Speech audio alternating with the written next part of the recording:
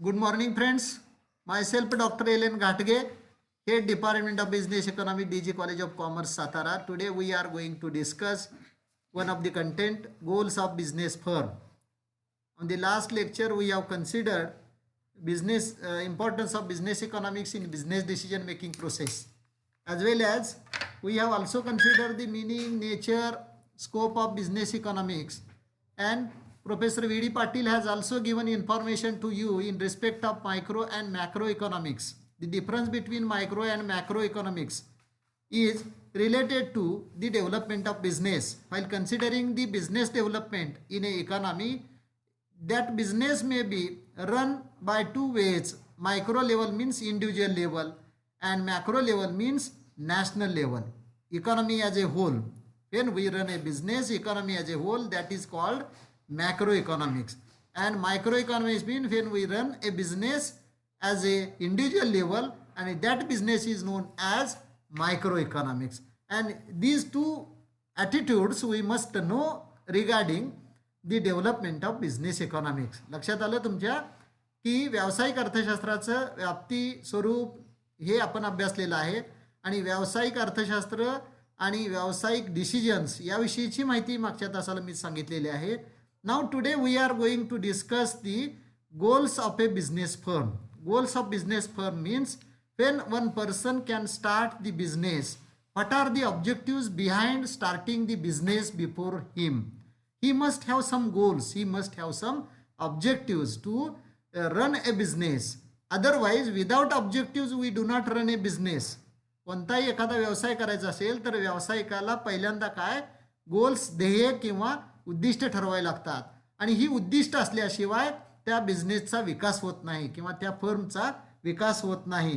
म्हणजे in modern times which ever business run in A society has some objectives.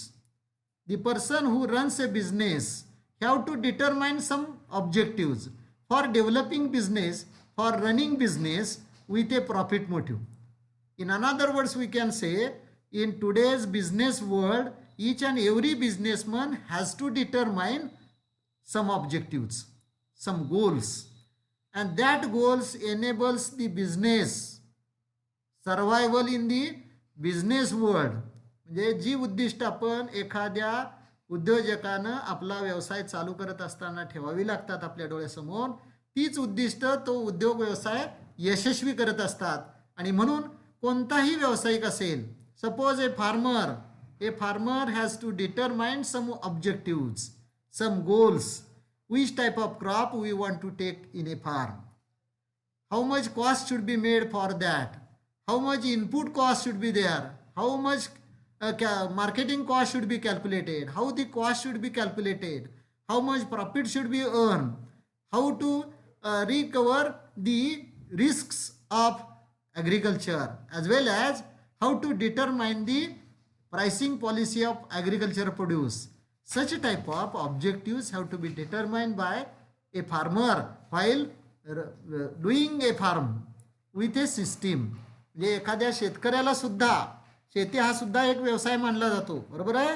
त्यामुळं शेतीमध्ये सुद्धा कोणत्याही पिकाचं उत्पादन घेत असताना त्या शेतकऱ्याला काही उद्दिष्ट डोळ्यासमोर ठेवावे लागतात आणि ती उद्दिष्ट साध्य करण्यासाठी त्याला प्रयत्न करावे लागतात. मग कोणतं पीक घ्यायचं, उत्पादन कुठं विकायचं, उत्पादन खर्च कसा कॅल्क्युलेट करायचा, लागणारा भांडवल पुरवठा कुठून घ्यायचा, मार्केट कुठल्या मार्केटला माल विकायचा, अशा पद्धतीचं धोरण जे ठरवलेलं असतं त्याला आपण गोल किंवा ऑब्जेक्टिव्ह असं म्हणतो. असं एखाद्या व्यवसायामध्ये व्यावसायिकानं आपला व्यवसाय सुरू करताना व्यवसाय चालू राहावा म्हणून, व्यवसायाची वृद्धी व्हावी म्हणून अशा प्रकारची उद्दिष्ट डोळ्यासमोर ठेवावी लागतात. आता हा प्रॅक्टिकल भाग मी तुम्हाला सांगितला. Theoretically in business economics which are the goals we may have to determine for business development we may have to consider today. म्हणजे आज आपण काय बघणार आहोत, एखादी उद्योग संस्था आहे, त्या उद्योग संस्थेनं तात्विकदृष्ट्या याचा अर्थ काय की काय करावं लागतं, उद्योग व्यवसाय चांगल्या पद्धतीनं चालवण्यासाठी कोणती उद्दिष्ट डोळ्यासमोर ठेवायला लागतात, कोणती ध्येय डोळ्यासमोर लागतात. There are two types of goals of a business firm. When A firm starts A business in A society, in a economy, he has to determine two types of goals. First goal is economic goal. Economic goals mean the goals which are related to economics. Economics means economics related to profit, economic related to cost, economic related to marketing, isn't it? All these goals related to economics. When we determine the goal, that goal directly reflected towards the economics of that particular business. मराठीत सांगतो तुम्हाला, कोणताही एखादा व्यवसाय करत असताना त्या व्यावसायिकाला दोन प्रकारची उद्दिष्ट ठरवावी लागतात, ध्येय ठरवावे लागतात. एक आर्थिक ध्येय. आर्थिक म्हणजे जी पैशाशी संबंधित असतात. म्हणजे उदाहरणार्थ to produce more and more is economic objective. कसं काय, जास्तीत जास्त उत्पादन झालं तर जास्तीत जास्त उत्पन्न मिळणार आहे. जास्तीत जास्त उत्पन्न मिळालं तर शेतकऱ्याचा विकास होणार आहे, बरोबर आहे. जास्तीत जास्त नफा मिळणार आहे. म्हणजे उत्पादन वाढ हा इकॉनॉमिक गोलचा भाग असलेला आपल्याला दिसून येईल.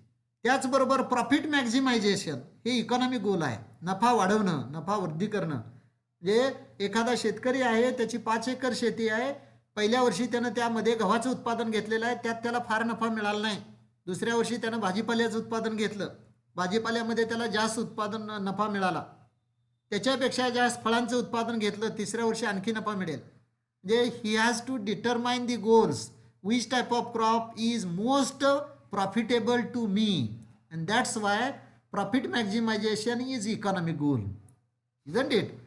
To reduce the production cost is also economic goal. म्हणजे उत्पादन खर्च कमी करणं हे आर्थिक उद्दिष्ट आहे. म्हणजे अशा प्रकारे वेगवेगळ्या प्रकारच्या आर्थिक धोरणाशी निगडीत जी उद्दिष्ट असतात, जी ध्येय असतात, त्यांना आपण इकॉनॉमिक गोल्स म्हणतो.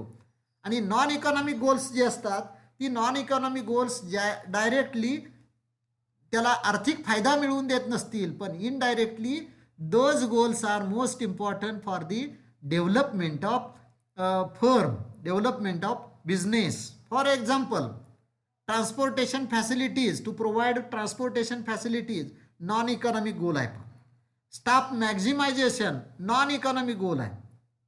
म्हटलं तर ते नॉन इकॉनॉमिक आहे, म्हटलं तर ते इकॉनॉमिक आहे. म्हणजे जास्तीत जास्त to train the staff non economic goal आहे. First of all we may have to train the workers who are working in a business. After becoming train to them, they can work more and more, they can produce more and more, and that more production is useful for a firm for getting maximization of profit. लक्षात येते का पहा. Non economic म्हणजे आर्थिक शिवाय जी काही उद्दिष्ट असतात की ज्याच्यामध्ये वाहतुकीच्या सुविधा निर्माण करणं, ट्रान्सपोर्टेशन फॅसिलिटीज निर्माण करणं, लक्षात आलं. यामध्ये स्टाफ मॅक्झिमाइज करणं, स्टाफला ट्रेनिंग देणं, ही जी उद्दिष्ट आहेत ही नॉन इकॉनॉमिक उद्दिष्ट असलेले आपल्याला दिसून येतील. आणि अशा पद्धतीनं any firm has to determine economic as well as non economic goals for surviving the business in the business world. एखाद्या उद्योग संस्थेला उद्योग व्यवसायामध्ये स्थिरस्थावर व्हायचं असेल तर त्यांनी काही आर्थिक उद्दिष्ट ठेवावे लागतात. काही आर्थिक उद्दिष्टाशिवाय इतर जी उद्दिष्ट असतात ती ठेवावी लागतात, की ज्या उद्दिष्ट ही आर्थिक उद्दिष्टाला पूरक असतात. म्हणजे उद्योग व्यवसायासाठी पुरेसं वातावरण निर्माण करणं हे डायरेक्टली आर्थिक लाभ तिथून होत नाही.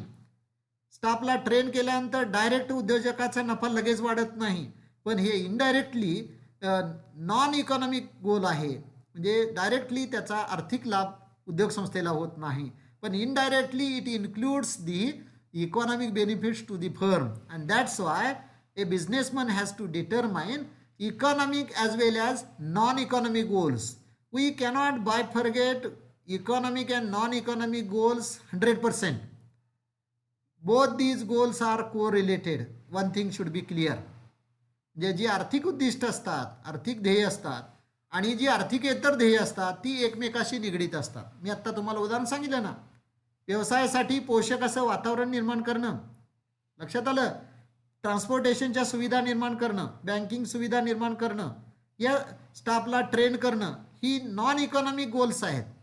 पण when we achieve these goals in a firm, economic benefits can be obtained by a firm. जे नॉन इकॉनॉमिक ही जी उद्दिष्ट असतात ती साध्य केल्यानंतर त्या उद्योग संस्थेचा विकास होतोय. आणि म्हणून these objectives should be determined by a firm with a system, and that's why these are the two types of goals determined by a firm while running a business in a profit motive. लक्षात आलं तुमच्या? कोणत्याही उद्योग संस्थेला आपला उद्योग अधिक चांगल्या प्रकारे चालवावा, नफ्यामध्ये चालावा, यासाठी काही आर्थिक उद्दिष्ट डोळ्यासमोर ठेवावे लागतात, काही आर्थिकेतर उद्दिष्ट डोळ्यासमोर ठेवावे लागतात. In other words we can say the firm who determines the proper goals for the betterment of that particular business can become successful. जे उद्योग संस्था की जी वेगवेगळ्या प्रकारची उद्दिष्ट निश्चित करते आणि त्या उद्दिष्टानुसार कार्य करते, तीच उद्योग संस्था व्यवसायामध्ये यशस्वी होते. आणि म्हणून यशस्वी उद्योजक हा यशस्वी प्लॅनर असतो. त्यानं उद्दिष्ट व्यवस्थित ठेवली जातात, उद्दिष्टानुसार तो काम करत असतो आणि म्हणून तो उद्योग यशस्वी होत असतो. इथं in a general sense we may have to consider when we want to develop the business we may have to create establish the goals at first and we have to work according to the goal. We have to implement the goals which we have determined for the development of business and after all the business develops. Total business environment for business development created through the determination of economic and non-economic goals. आर्थिक आणि आर्थिकेतर उद्दिष्ट ठरवल्याशिवाय कोणत्याही उद्योजकाला आपला व्यवसाय, आपला उद्योग अधिक चांगल्या प्रकारे करता येत नाही. आणि म्हणून आधुनिक काळामध्ये उद्योग व्यवसायाच्या विकासामध्ये उद्योग व्यवसायाची उद्दिष्ट जी असतात, उद्योग संस्थेची उद्दिष्ट जी असतात, ती अधिक महत्त्वाची मानली जातात. Now students, we are going to discuss the various types of objectives or goals of the business firm. First goal is profit maximization. Profit maximization means the person who starts a business, he has to determine in his mind that XY business is running by me and that business should be profit motive. That business should be run on profit motive, and for making the profit maximization, he has to accurate calculate the production cost and the income earned generated through the production, total sale of production. When the income is greater than the cost, profit is there. All of us know how profit should be calculated. Income minus expenditure is equal to profit. When income is greater than expenditure, income is 1000 rupees, isn't it? Cost is 800 rupees and profit is 200 rupees. 1000 rupees income, 800 rupees cost, and profit is 200 rupees. Thus, any small business, middle level business, large level business, size of profit is depend upon the production produced by a businessman, isn't it? Small businessman cannot earn the profit as compared to large businessman. Small businessman's profit is small level, medium level businessman's profit is medium level, and large industries can earn maximum profit, isn't it? That's why profit maximization is most important goal of a businessman.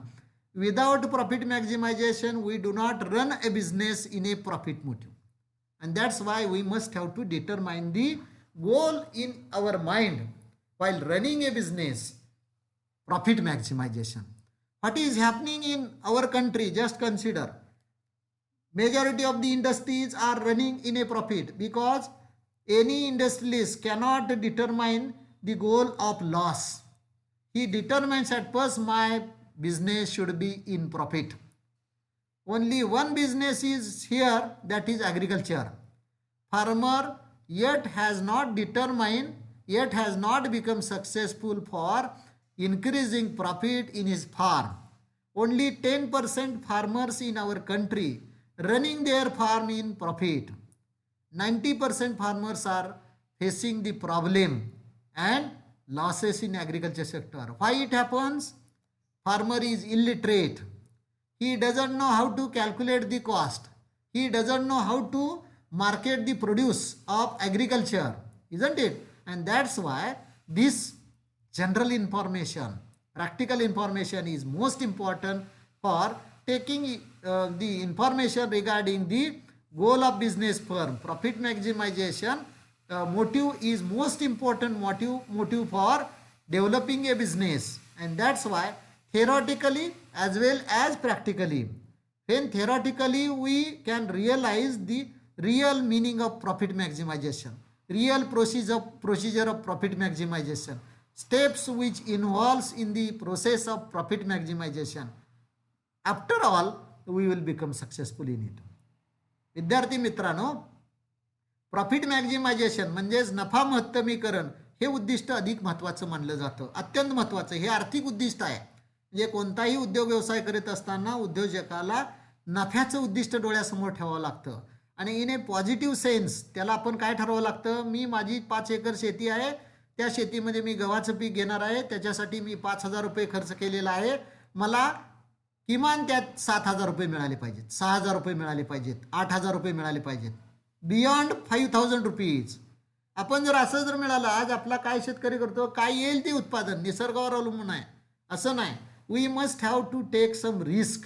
म्हणजे अशा प्रकारे उद्योग व्यवसाय करीत असताना नफ्याचं उद्दिष्ट जर साध्य करायचं असेल तर काही रिस्क घ्यावे लागतात. आपण पुढच्या टर्मला त्या नफ्याचे सिद्धांत पाहणार आहोत. म्हणजे नफा कसा मिळवला जातो, नफा मिळवत असताना कोणत्या गोष्टीची काळजी घ्यावी लागते, हा भाग आपण सैद्धांतिक बाजूनं विचारात घेणार आहोत. तरी परंतु इथं नफा हा उद्योग व्यवसायाचा प्राण असतो. त्यामुळं उद्योग व्यवसाय चांगल्या पद्धतीनं चालवण्यासाठी, किफायतशीरपणे चालवण्यासाठी नफ्याचं उद्दिष्ट हे अत्यंत महत्त्वाचं मानलं जातं. जी उद्योग संस्था नफ्याच्या उद्दिष्टावर कार्य करीत असते त्यावेळी ती उद्योग संस्था उद्योग जगतात खरी ठरते. आज भारतामध्ये, महाराष्ट्रामध्ये जे उद्योजक आहेत, टाटा बिर्ला असतील, नंतर पुन्हा इतर जे उद्योजक असतील, ह्या सर्व उद्योजकांनी कोणी एकेकाळी खूप त्याग केलेला आहे आणि नफ्याच्या उद्दिष्टाला खूप चांगलं महत्त्व दिलेलं आहे. आणि त्यामुळे ते उद्योग व्यवसाय विकसित झालेला दिसून येतो आपल्याला. जे रिलायन्स उद्योग समूह आपण म्हणतो, त्या रिलायन्स उद्योग समूहाची सुरुवात ज्यांनी केली ते अंबानी गुजरातमधून मुंबईला आले. त्यावेळी त्यांच्याकडे फक्त 125 रुपये होते. आज तो रिलायन्स उद्योग समूह जो अंबानींचा ग्रुप आहे त्यांचा एकूण टर्नओव्हर 200 कोटीच्या घरात आहे किमान.